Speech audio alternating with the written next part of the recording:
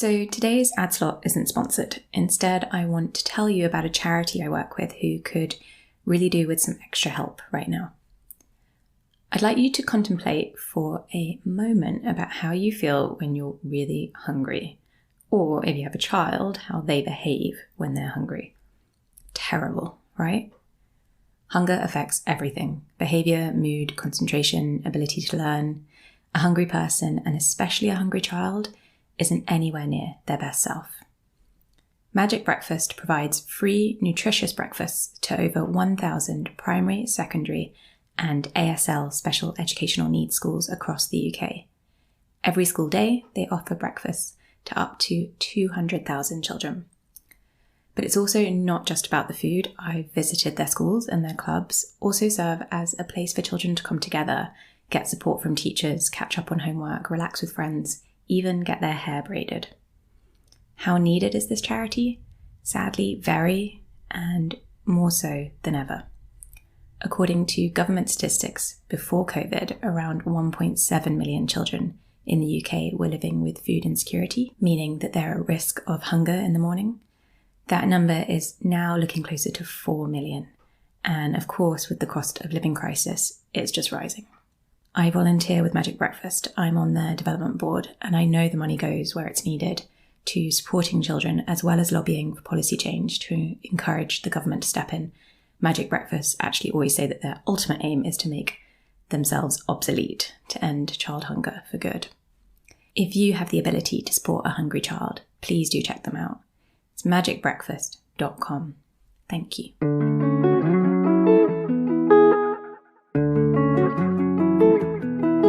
Everyone, as they get into the old age, experiences some trauma in one way or another. The more experience you have, the more likely some of it is to be traumatic. I mean, mine was quite unexpected and quite intense at quite a young age. So it was different at that point to have gone through such challenges. But as I've got older, I've watched people go through their own challenges of losing parents and partners and friends. And yeah, I think it happens to sort of everyone the longer you last. That's probably a good thing to know, I guess, is that you're not alone in experiencing trauma, and that you can recover from it. It takes time. It can affect you in ways for the rest of your life, but you can come up with a good toolkit to manage those effects. And not all of those effects have to be negative. Welcome to Priorities, the podcast about the things in life that really matter. I'm your host, journalist and coach Lily Silverton, and each week, along with a roster of incredible guests, I'll be exploring how priorities inform and transform our lives, sharing mindset tips, strategies, tools, and inspiration to help you prioritize your own life. We'll be covering what we think is important and unimportant, what we'd like to work on a little more, and the moments that changed our priorities and lives forever. I hope you enjoy.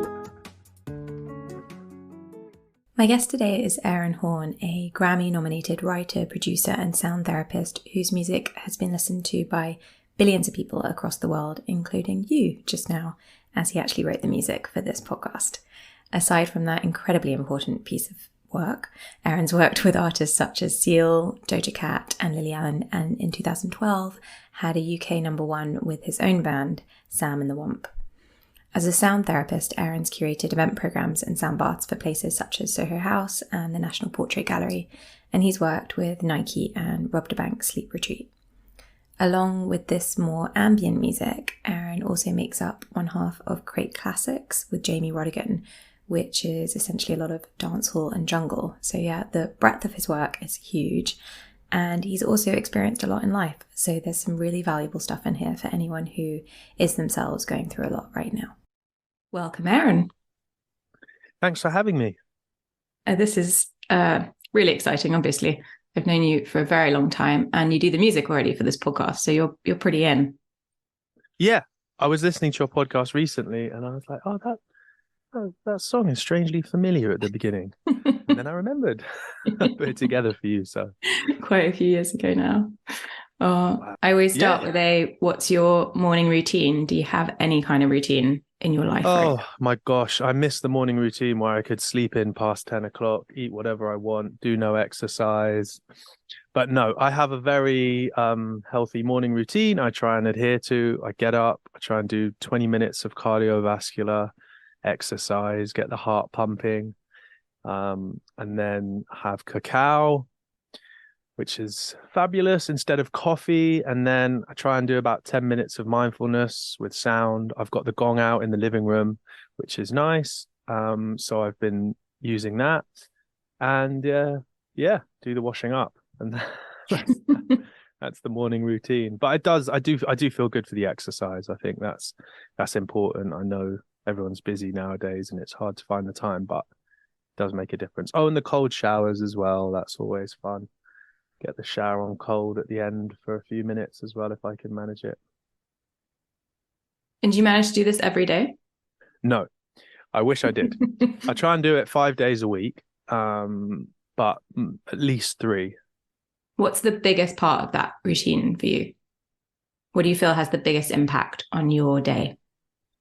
I think it's each different element of it can have a different impact. So it depends what sort of day I have. I guess if I'm going to be sitting around all day, then the exercise is really important. If I'm going to be sort of going through challenging conversations in the day, then maybe the mindfulness is more important. And if I want to check my heart oxidation levels, then the cacao is probably important. But I think it depends. Yeah. All right. We're going to talk about your first priority, which you said to me is learning. Yeah. Nice. Yeah, that's a good priority. I forgot that I put that down, but happy I did. You filled this out quite a while ago because we had to cancel the It's been last a minute. interview. Yeah, it's been a Yeah. minute. I was quite sick last time. Mhm. Um, but yeah, learning, I think the mindset of learning is just as important as the learning itself. Just having that openness so that you're ready to sort of receive new information and change these neural networks, not to sort of have that mindset of I have the answer. It's a good frame to be in. So yeah, learning is never ending. There's always more to learn and new information. It can be a bit overwhelming, especially when it comes to the wellness kind of scene, and there's lots of information coming up and having to fact check it and go through the research. So it can be a little bit intense sometimes when you get in. But I really love that feeling of doing the work and learning and being up to date on research and knowledge. And yeah, it can be really informative of how you act or react to things. And I've gone back to college recently to learn osteopathy, which has really got me in that learning mindset, having to memorize all the muscles and bones in the body and learn a lot about physiology, anatomy, and biology. It's been awesome. Yeah, definitely great, great feeling to have learning happening every day. It's really cool. Do you feel like that's always been the case for you, that you've always been enthusiastic about learning? Yeah, I think it's really a beautiful thing for one's brain to keep learning. A lot of the studies suggest that it's really beneficial for mental health to have a certain amount of learning of new information regularly. I definitely got to points in my life and career when I was focused on music where I don't think I was spending as much time or prioritizing learning as much. Um, because it's more of a subjective art. I mean, you can play and practice, but I think as you progress in any field, um, there's potentially less to learn as you learn more of it. Obviously, there are differences between which field you're working in and how much learning there is. But yeah, I think I'm at a point in my life where I'm definitely spending a lot more time and prioritizing learning a lot more than I previously have, and I feel good for it, to be honest. Tell us something you've learned recently that we'll like. A good way to activate and stretch the vagus nerve is to pull your ears upwards and outwards. And if you do that for about 90 seconds, it can help activate the parasympathetic nervous system, which people like talking about in wellness at the moment. So it's important to remember, though, that your sympathetic and parasympathetic systems, it's dual innovation. So I hear sometimes this narrative that, you need to just turn on your parasympathetic and turn off your sympathetic, turn off that fight and flight. Whereas really it's a balance. You're never going to have one sort of on and the other off. A lot of your organs have dual innovation. So both of the systems are activating them or inhibiting them depending. And I think that's what I've been learning recently, is understanding how you can influence the parasympathetic system. So the parasympathetic is the rest system, essentially. Rest and digest. Digest, reproduce, right? Yeah. That's the parasympathetic. So it's when your body's in a state of calm. Yeah, it's more associated with calm, with lower heart rate, lower blood pressure, lower levels of cortisol. And then obviously sympathetic is fight and flight. So that's arousal, fear, stress. And both of these systems innovate our organs. So they both have systems of control via the nerves. And the longest nerve of the parasympathetic system is the vagus nerve. And that travels down past the eyes. So that's why some of the exercises are based around the ears and the eyes. And it travels down and it innervates organs, I think, all the way down to the just before the colon, so the intestines, for the digest part.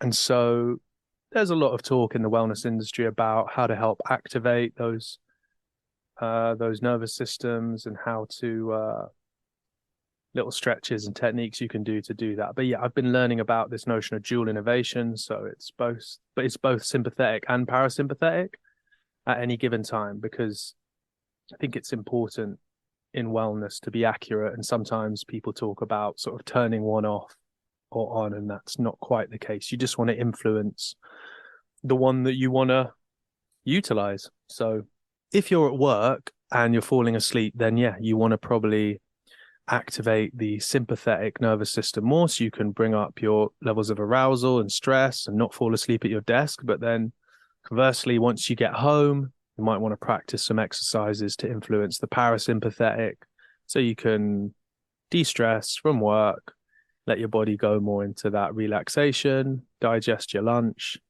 and have a good sleep. Because if you have your sympathetic in control or more active than your parasympathetic, then that's, I think, some of the problems that people suffer from, where they have challenge sort of turning off or sleeping well, or issues with bowels, IBS type symptoms. Those can be in relation to having a sympathetic system which is overstimulated.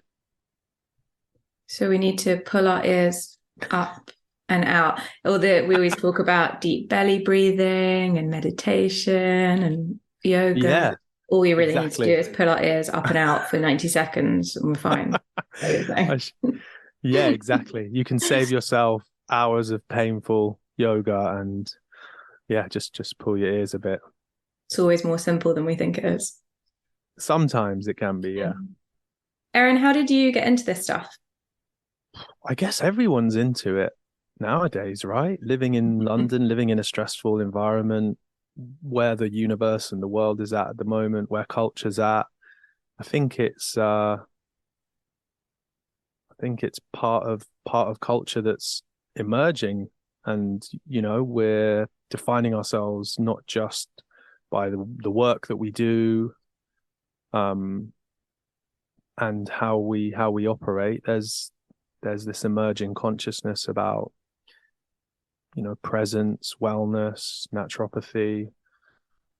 I think for me, suffering trauma in my early 20s put me on a path to having to deal with some of the symptoms of that trauma post-traumatic stress disorder, elements of that, and how that can affect the body. So it was a personal journey myself to wellness. But I think it's relevant for everyone more and more. I have been delving into, I guess, this kind of stuff. I don't know, what do you call it? Wellness or new age practice? I don't think it's new age. Old age practice. Oh, that's it. That's that. That's the new old age. Exactly. Yeah. Getting older and having to understand how to stay healthy, really. It's relevant for everyone. And in the kind of stress culture, city life, I think it's more and more a topic of conversation. Mm. Having experienced as you did this trauma in your early 20s, what would be your advice for someone who had experienced something traumatic, was experiencing PTSD? Where My would gosh, you? I think it's an interesting question, isn't it? Because everyone's experience is different, and Mm. I think more and more everyone, as they get into the old age, experiences some trauma in one way or another. The more experience you have, the more likely some of it is to be traumatic. I mean, mine was quite unexpected and quite intense at quite a young age.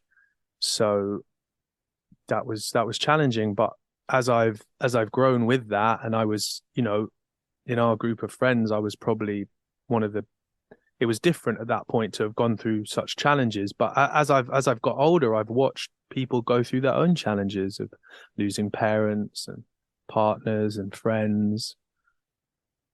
And yeah, I think it happens to sort of everyone the longer you last.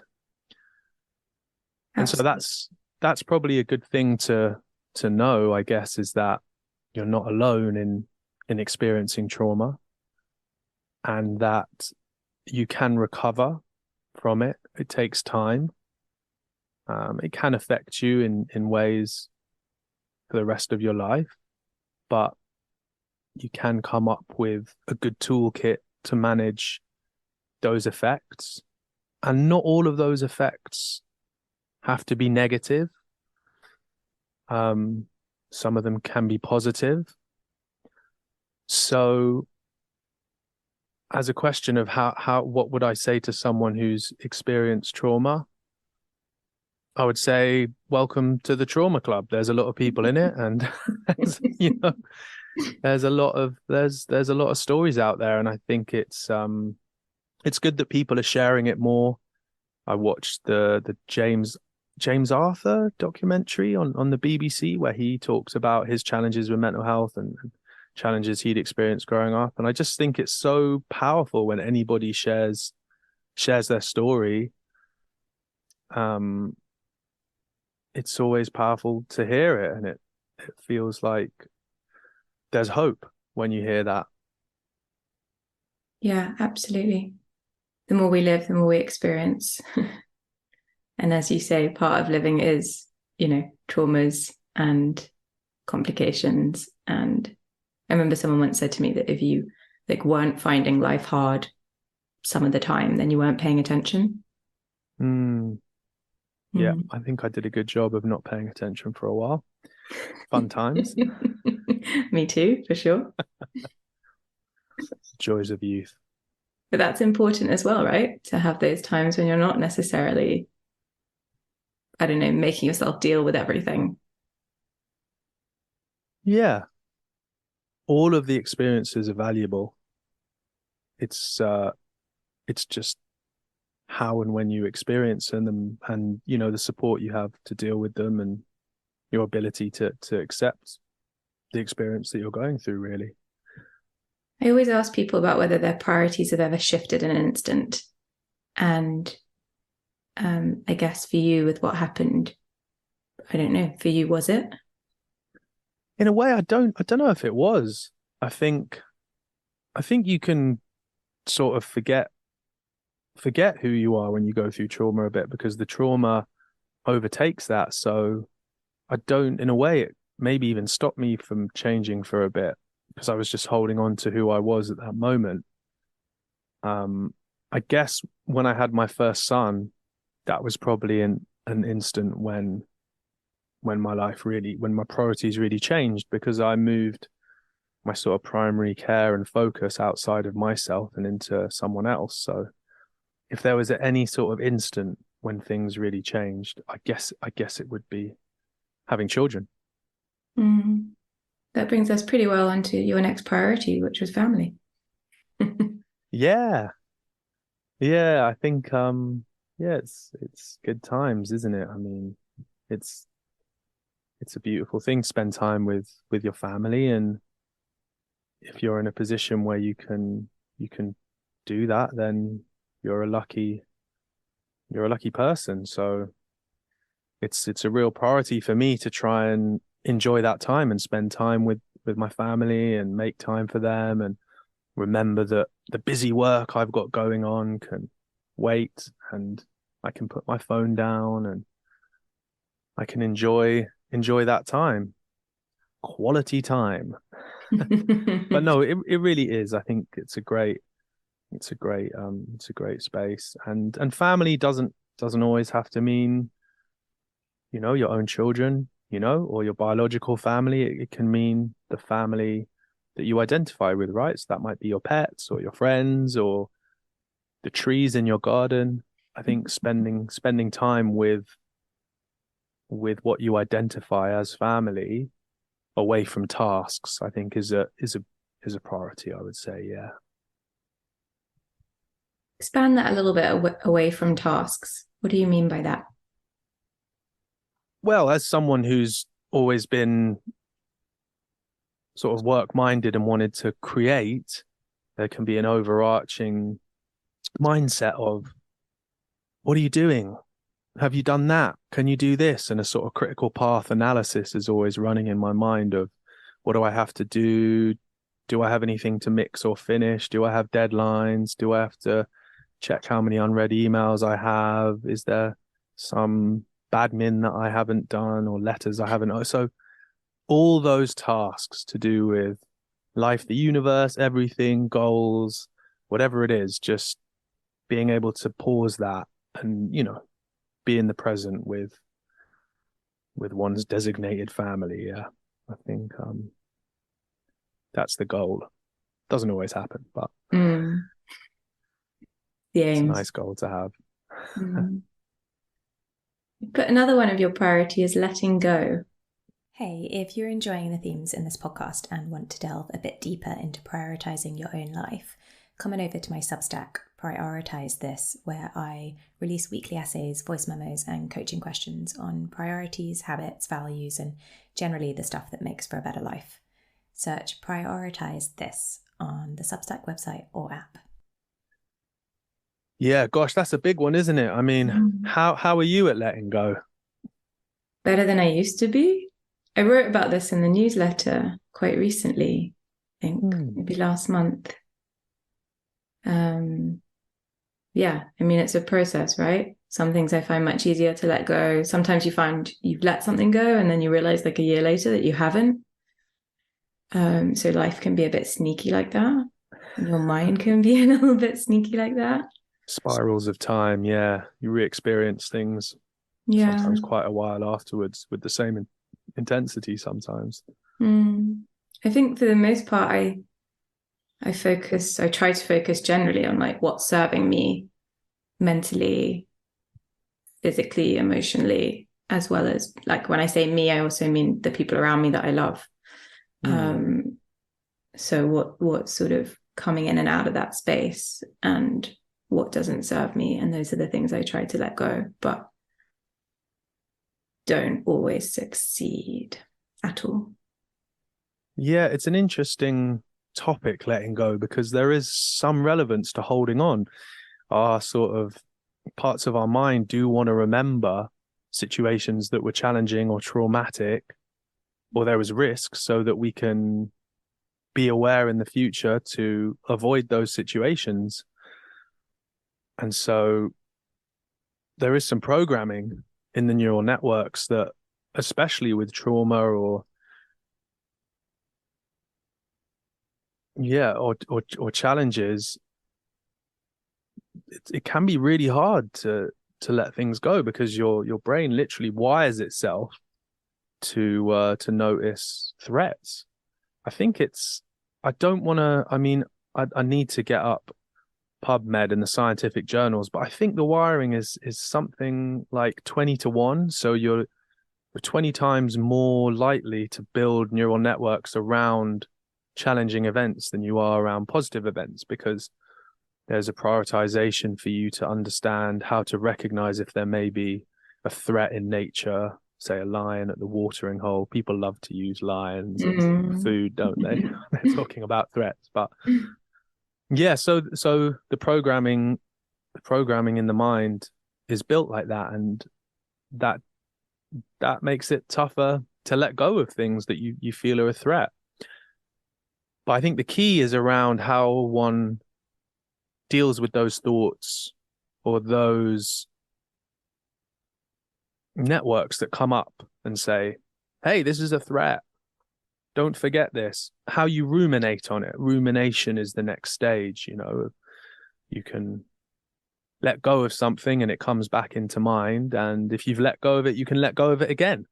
But if you haven't let go, or there are edges to it, you can start to ruminate. Oh, that lion, did it really want to eat me? Was it there just because it was the morning? Was it really a lion? Could it have been a cheetah? And you can go through all these different unproven theories to try and protect yourself and, minimize your pain and suffering, right? And so I think, yeah, getting that toolkit on the go so you're able to continually let go. It's not just one letting go. It's a never-ending letting go of certain experiences or thoughts or mindsets. And I think that's good to know, because I think people get disheartened if they kind of have thoughts come back once they thought they let it go. And I think that's just really normal, and just feel free to let it go again. So yeah, that's why it's a priority, because just keep letting go. Yeah, it's a process. Yeah, and it's really nice to nurse your own victimhood and, oh, this was so challenging and it shouldn't have been me. And that can be true as well.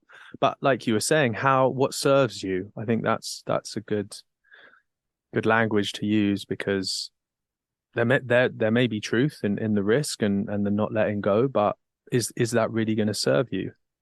And then that's where resilience as well can come in, where you say, I can deal with that. I can deal with that lion. If it pops up again, I'll be able to escape it or fight it. I believe that. And so I don't have to worry about it. That's another aspect, I think, that's important to letting go. You actually said to me in advance that that an area that wasn't a priority to you is this idea of rumination and self-auditing. So I'd love you to talk a little bit more on it, because I'm sure that that's a big topic for so many people listening to this. Yeah. Rumination, unproven theories, self-auditing. I think people's minds are active, and like we said, with the networks that build up in our brain, we can get into these cycles of analysis, and they can be never ending, especially if you have an active imagination. You can just keep reimagining situations you've been through, or you might be going through, or you are going through, and can imagine all these different outcomes. And then, oh, why would that outcome happen? Maybe this person, you can go so deep into all these different variables. And hey, that's great if that's what you want to do. But I feel that it's a little bit like something you can fall into. And it's important to accept that, some rumination, some self-auditing is good, but as a habit, it's not a priority. I think letting go, being in the present, having resilience is more of a priority, because from what I believe, the world is quite chaotic, and there are patterns that you can analyze and benefit from that analyzation and prediction. But in reality, there's a lot of chaos going on, and on any given day, you're going to have to navigate that, whether it's people driving into your car or calling you up about unpaid debts, whatever the strange sort of fabulous challenge you have come up in any given day. So a lot of it's quite chaotic, I think. And ruminating, self-auditing, I don't always think helps you actually deal with the problem.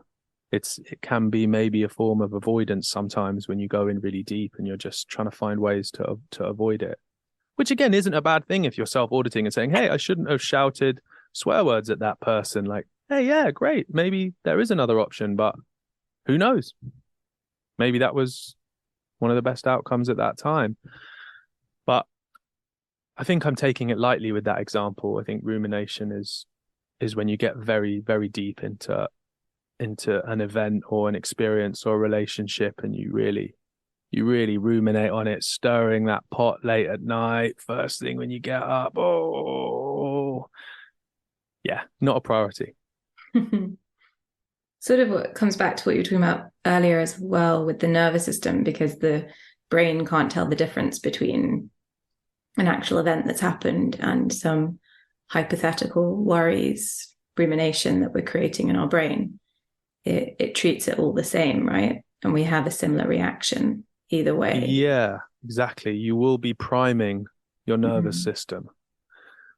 When you ruminate on a potential threat, like, is the lion going to be at the watering hole? That primes your sympathetic nervous system.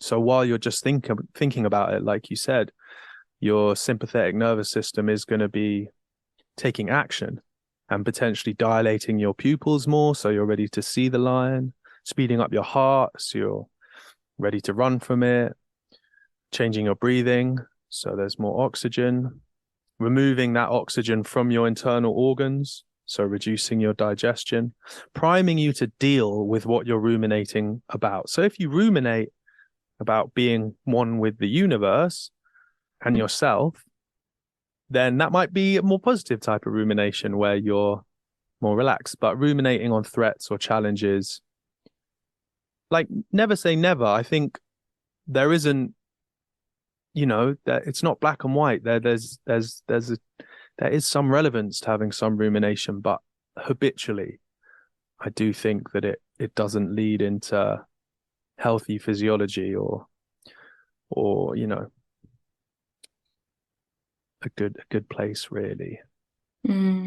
Or for me, who knows? Some people may love it, and that's their jam, and respect. I want to know more about that, but yeah, the nervous system will get ready for the threat, even if you're just imagining it, like you said. And if it's the lion at the watering hole, the sort of modern day equivalent would be my boss and what they're thinking and what I've decided they're going to say to me later that day, even though I have no basis for it. Yeah.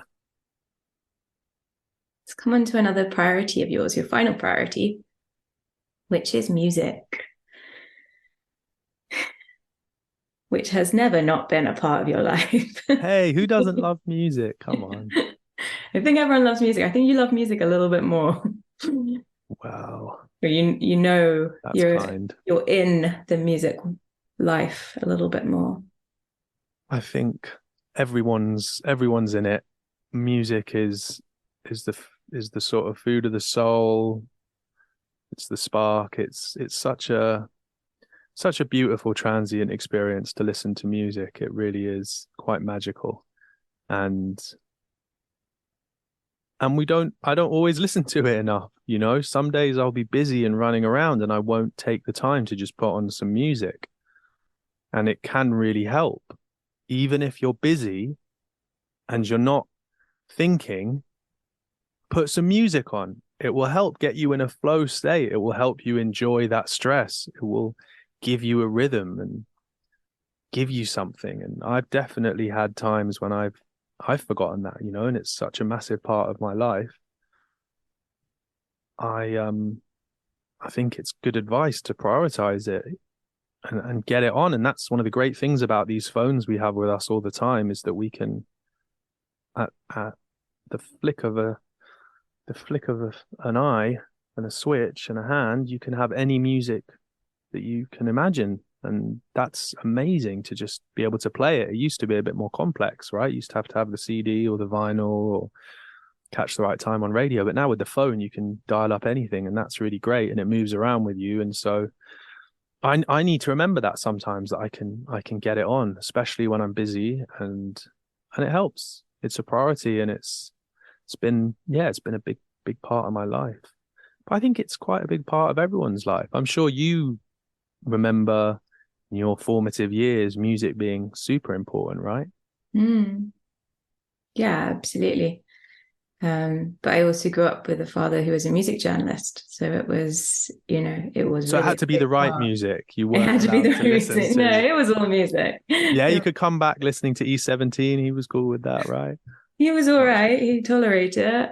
Like, why is this not the Sex Pistols? But he tolerated it. No, he has very open taste in music. Do you ever? So both your parents were in music.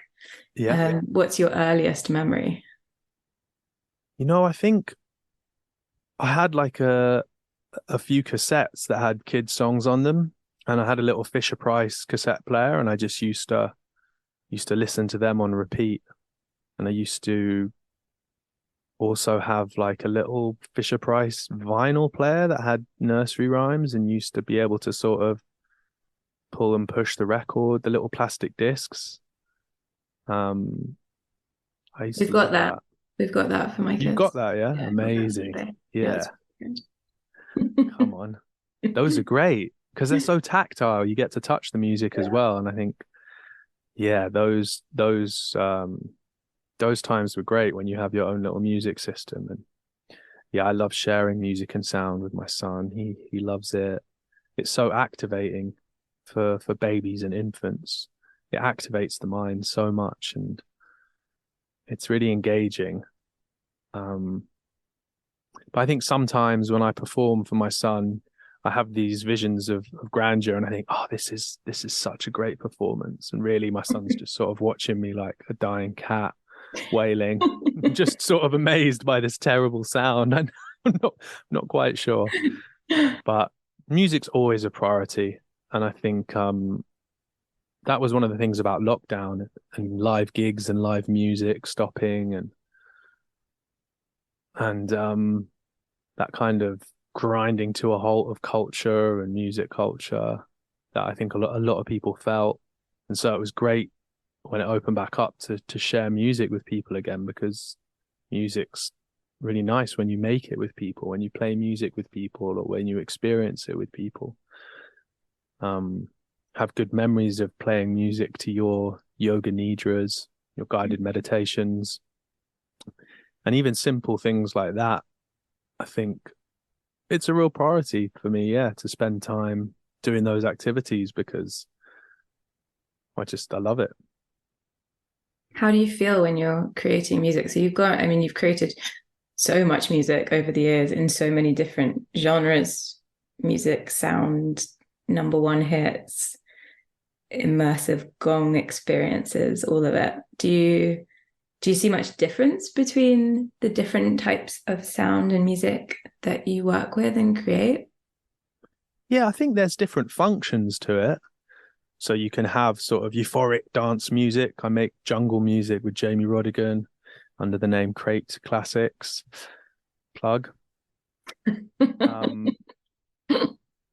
So that music's really euphoric. And if you listen to that stuff compared to, say, a gong bath, you might think, oh, it's so different. It sounds really different. And the function is different, because for one of them, you probably want to be in a club or doing something active to listen to. And for the other, for the gong baths or immersive sound for meditation, you probably want to be in a relaxing place, breathing deeply. But really the heart of music is vibration, and it's all in a way similar. It's just the function of it. And I found that when I was younger and just making more euphoric dance music, the longer I did that for, the more I missed the other side, and began to look for that. And that's sort of what led me into learning gongs and performing sound meditations, was that I was looking to balance the musical language I was working with. And also, as I got older, I didn't want to be in a club at 2 a.m. with sort of deafening speakers. So I'm up for it sometimes, but the environment of a yoga studio in the afternoon was a little bit more aligned with my lifestyle, and just being able to do it sustainably as well, I think. But I think all music, shares the same DNA, and I feel just really lucky to be able to share it with people, and I'm always grateful for anyone who experiences it or who listens to it. But I think. How do you feel when you're creating, when you're making a piece of music? Creation's an interesting word, isn't it? Because sometimes people can attribute themselves as an individual to that act. I created this. I feel slightly differently, that I maybe help facilitate it, that it's already there. You hear people make very similar forms of music. You know that songs from very different continents and cultures can be very similar. So my view is that, there's a sort of, it's like maths. There's only so many equations and formulas, although it is infinite. But there are these archetypes that show up. So as an individual, you can kind of put a bit of your stamp on that. But I don't always agree with that kind of individual creation. I made it. It's mine. It's something I was lucky enough to sort of unearth or dig up or find. So I find when I'm creating, when I'm trying to write music, I get into a state where I'm not really in myself, and that's maybe what I like about it. I get into a bit of a flow state, you could call it, and I find myself coming back sometimes when I'm making music, and I'm like, oh, where am I? What room? Where am I? Which music is this? I'll sort of reconnect because I'll have drifted so far into whatever it is, the beauty of sound, the beauty of music, that I've forgotten everything, which is great. Who doesn't want to forget being alive and all the challenges that come with it? But no, I think it's a good state to be in. What would you say to someone who wants to prioritize music a bit more or feels they're not very musical? Yeah, that's a great myth, isn't it, of our time, especially in England. People will say, oh, I don't sing, I can't play an instrument. Oh, well, you're breathing pretty well, aren't you? And your heart seems to be beating in time for your entire life. So there is something musical just about the body working. And I think we all have the ability to sing, some more notes than others, but it takes some vulnerability to find it. And I would say go for it. I'd say don't believe those limiting beliefs too much. Maybe if you're thinking about singing very loudly to a group of people on the train or bus randomly, you might want to then, you might want to perfect it a bit on your own and sort of find your voice in an appropriate space.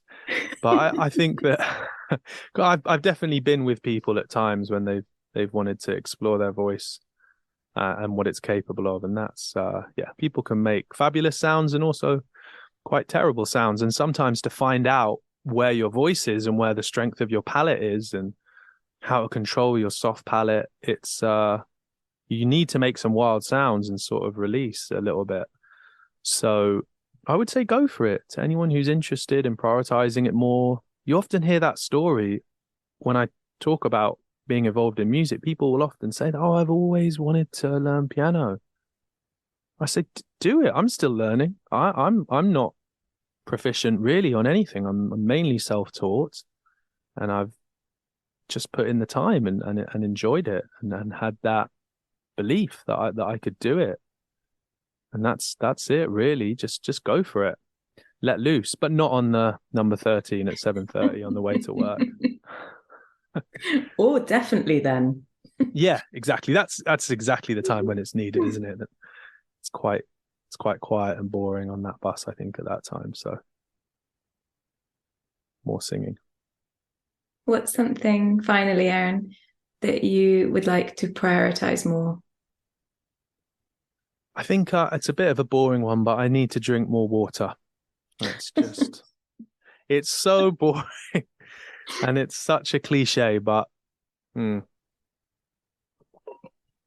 as I drink some now, I must keep prioritizing my hydration and trying to eat healthily. Yeah, everyone sneaks a lot of salt into their takeaway food, and yeah, I think I'm a little bit chronically dehydrated, so I'm trying to prioritize hydration. How do you prioritize it? What do you Not do? very How exciting. do you form a habit? Well, reducing processed foods and, beautiful things like salt and vinegar crisps, however marvelous they are. It's kind of counter hydration. So yeah, trying to limit processed food, trying to drink more water and more hydrating drinks, because it can be helpful to have some potassium with water to help absorb it. So having like a bite of fruit, a little bit of banana or something. Yeah, it's not that exciting. It's just regularly drinking water, really. Yeah. It's amazing how easy it is to forget something as simple as that. Yeah, and important. Mm. I'm sort of amazed by my own foolishness of not drinking regularly, but I'm pushing. I've got like a habit tracker in my journal that I write for myself that says drink water every day. Yes. And I try to so when I sit down, drop the kids off at school, drink a glass as soon as they wake up, drop the kids at school, and then as soon as I sit down at my desk, drink a whole another glass of water. And before I do something, try and remember to drink a glass. And I don't always succeed, but I find that that's helpful. I got myself a nice drinking cup scenario, one of the portable ones, and I just try and fill that up all the time, and then that helps me drink it because it's just around with me full, and it's like a good task to get into. I'm like, I've got to finish it. So that's one of the ways. Like that little win that you get when you drink it. Yeah, set up a little dopamine hit. Finish your flask. Like, yeah, I finished it. Yes, go. Put it in your journal as well. Set it up for a win. Yeah, exactly. Oh, small things, important. Small things, exactly. Aaron, thank you so much. Anything you want to say before we finish? Anything you want to share? Oh no, thank you. Thanks for your time. It's great. It's great to chat, and thanks for giving me the time to remind myself to drink water and of my priorities. I appreciate it. Thank you. It's been really, really interesting chatting to you. Thanks, Lily. All right. Take care. You too. If you enjoyed this episode of Priorities, I'd really appreciate it if you could make it your priority today to hit subscribe and also rate and review, as this helps other people find it. Thank you so much for listening.